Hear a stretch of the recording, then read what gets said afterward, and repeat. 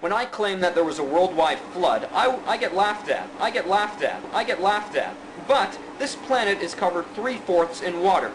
If the planet flooded, like the Bible says, the Grand Canyon could have been formed in about 5 minutes.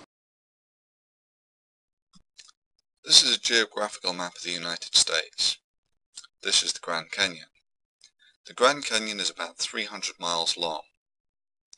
In order to travel from one end of the canyon to the other in 5 minutes, it is required that you would be travelling at about 5 to 6 times the speed of sound. The Grand Canyon could have been formed in about 5 minutes. I get laughed at in about 5 minutes. I get laughed at. Scientists have been desperately trying to find water on other planets. However, this search is futile. Well, not really. There was the Mars Global Surveyor probe, which has found evidence that water has been flowing on Mars within the last 5 years. Then, of course, there's the Mars Express probe, which has taken pictures of water ice on Mars and revealed massive deposits of water ice under the Martian poles. Then there's the Cassini-Huygens probe that has taken pictures of water ice on Titan. 3 of the 4 large Jovian moons are composed mostly of water. It is likely that Europa has oceans under the frozen surface created by tidal heating from Jupiter, similarly with Ganymede and Callisto.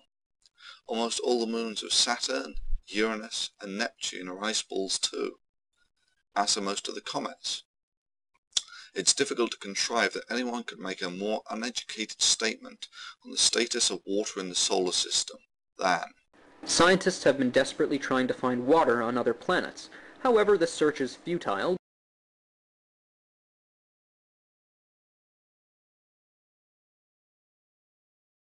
Yet this planet, this amazing planet, just so happens to have, 100% of the water in the whole solar system.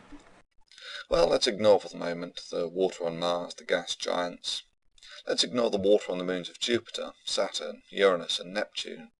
Let's ignore all the Kuiper Belt objects such as Pluto, Sedna, and of course all the comets. Here's an interesting thing about water. Where did it all come from? We can't find like a speck of H2O in outer space. Is there still no water in the universe? Bollocks. Water is the second most common molecule in the universe. The reason for this is simple. The elemental composition of the universe by atom percent is about 92% hydrogen, 8% helium. The third most common element in the universe is oxygen, and there's less than 1 atom percent of it. Helium, of course, doesn't form any compounds, so the most common molecule in the universe is hydrogen, H2. The second most common molecule in the universe is H2O, water. I get laughed at. There is a small zone around every star called the habitable zone, where liquid water is possible. Our Earth happens to be in a perfectly spherical orbit around our star. Perfectly spherical orbit around our star. The Earth's orbit is not a perfect sphere. It's not a sphere. It's not even a circle. The Earth's orbit around the Sun, like all planetary orbits, is elliptical. And this has been known for about 400 years. I get laughed at. However, if the Earth was a mere 5% closer to our Sun, we would cook like Venus. Now, if our Earth was a few percent away from our Sun... By a few percent, you failed to mention that this is 37%. This is about 50 billion meters, almost out as far as Mars. I get laughed at.